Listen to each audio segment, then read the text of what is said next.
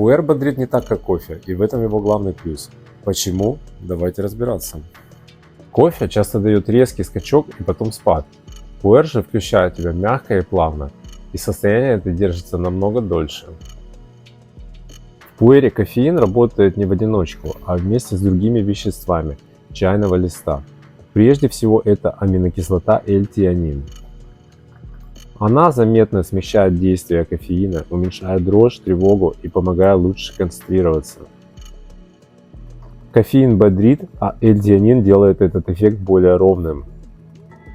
Поэтому бодрость ощущается более ровной и длинной, а не короткой и нервозной.